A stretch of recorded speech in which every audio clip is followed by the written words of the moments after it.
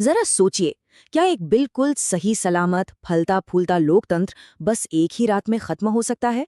हमें लगता है कि हमारे इतने मजबूत संविधान के होते हुए ऐसा तो कभी हो ही नहीं सकता। पर क्या वाकई ऐसा है? चलिए आज इसी बात की गहराई में चलते हैं। एक ऐसे खौफनाक मंजर की कल्पना कीजिए। मान लीजिए कोई आम नागरिक सरकार की नीतियों पर सवाल उठाते हुए कोई डिजिटल कंटेंट बनाता है और अगले ही दिन बिना किसी वार्निंग के वो सारा कंटेंट गायब, चैनल्स ठप और सबसे डरावनी बात, बिना किसी ट्रायल के सीधा जेल। रातों रात सारे मौलिक अधिकार, सारे फंडामेंटल राइट्स शून्य हो जाएं। ये किसी भयानक डरावने सपने जैसा लगता है ना? आज के इस डीप डाइव विश्लेषण में हम इसी डरावने सच की बात करेंगे।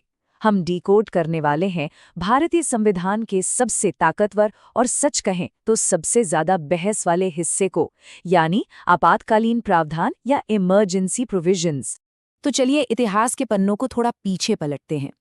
1975 के उस दौर में चलते हैं जब ये जो डरावना सपना हमने अभी डिस्कस किया ना, वो सचमुच लाखों आम भारतीयों के लिए एक कड़वी हकीकत बन गया था।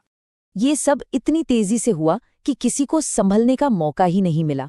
शुरुआत हुई 12 जून 1975 से, जब इलाहाबाद हाई कोर्ट ने तत्कालीन प्रधानमंत्री के चुनाव को ही अमान्य घोषित कर दिया।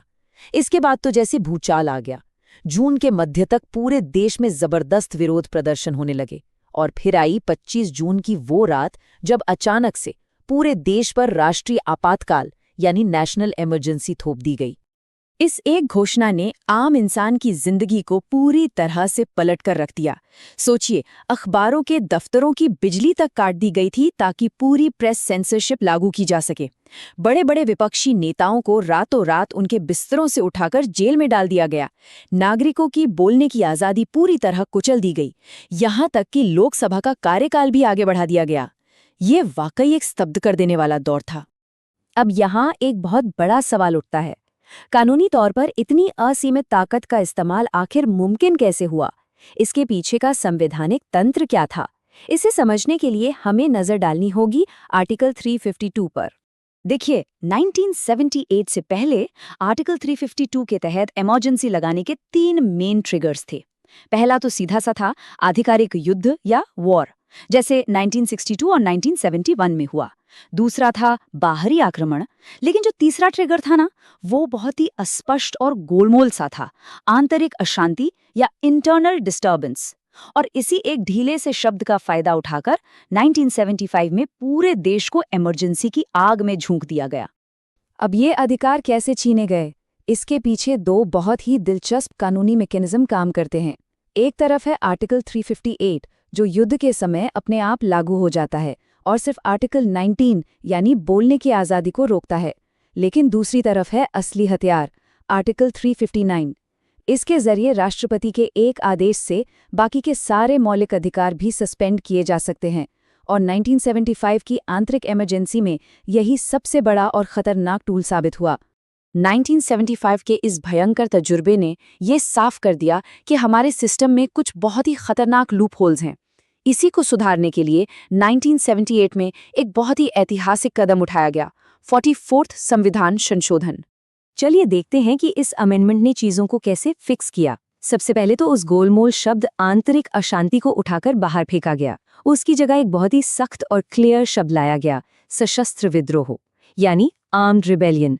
मतलब अब इमरजेंसी तभी लग सकती है जब सच में हथियारों के साथ कोई बहुत बड़ा विद्रोह हो, ताकि भविष्य में कोई भी इसका राजनीतिक फायदा न उठा सके। इतना ही नहीं, इमरजेंसी लागू करने का जो प्रोसेस था उसे भी बहुत टाइट कर दिया गया। पहले क्या था, प्रधानमंत्री ने कह दिया और इमरजेंसी लग गई, कोई लिखित सलाह नहीं चाहिए। लेकिन नए नियमों ने गेम ही बदल दिया। अब स्पष्ट कर दिया गया कि प्रधानमंत्री को पूरी कैबिनेट की लिखित सलाह यानी रिटन एडवाइस की जरूरत पड़ेगी। और तो और संसद को भी अब इसे अप्रूव करने के लिए 2 महीने का नहीं बल्कि सिर्फ 1 महीने का समय मिलेगा। लेकिन इस पूरे संशोधन की सबसे खूबसूरत और जरूरी बात क्या थी पता है?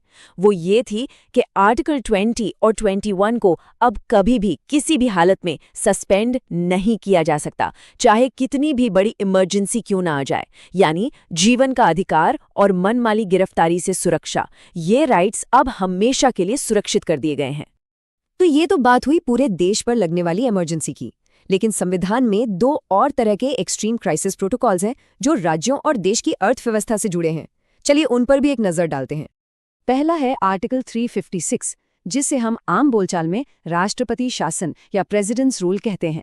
ये तब लागू होता है जब किसी राज्य का संवैधानिक ढांचा पूरी तरह से चरमरा जाए। जैसे मान लीजिए कोई राज्य सरकार गिर जाए, ऐसे में उस राज्य का पूरा कंट्रोल सीधे केंद्र सरकार के हाथ में चला जाता है और गवर्नर राष्ट्रपति के नाम पर शासन चलाते हैं।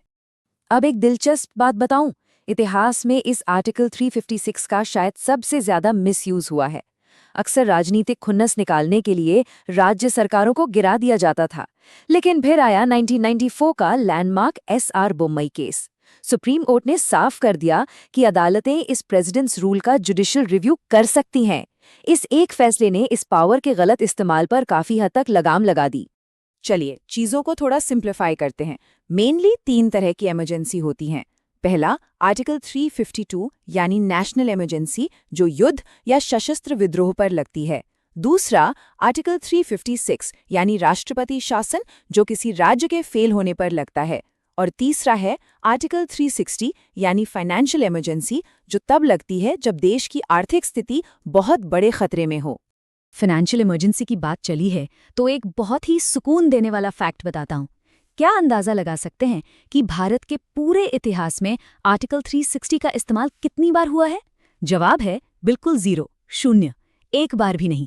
ये सच में हमारी भारतीय अर्थव्यवस्था की मजबूती का एक बहुत बड़ा सबूत है। वैसे इन तीनों आर्टिकल्स को हमेशा के लिए याद रखने का एक बहुत ही मजेदार और आसान सा शॉर्टकट है। बस इस लाइन को दिमाग में सेट कर लीजिए। 352 देश को बचाता है, 356 राज्य को संभालता है और 360 पैसे को सुरक्षित रखता है ना? बिल्कुल सिंपल। तो अंत में अगर देखा जाए तो ये सारी आपातकालीन प्रावधान देश को मुश्किलों से बचाने के लिए ही बनाए गए थे। लेकिन जैसा कि हमने 1975 में देखा, अगर इनका गलत इस्तेमाल हो तो ये हमारी ही आज़ादी के लिए सबसे बड़ा खतरा बन सकते हैं। इन सारी संवैधानिक शक्तियों को बारीकी से समझने के बाद एक सवाल है जिस पर हमें ज़रूर सोचना चाहिए। इन तीनों में से लोकतंत्र के लिए सबसे बड़ा और असल खतरा कौन सा आपातकाल पैदा करता है? इस पर विचार ज़रूर कीजिएगा। आज के इस विश्लेषण में साथ जुड़ने के लिए बहुत बहुत धन्यवाद।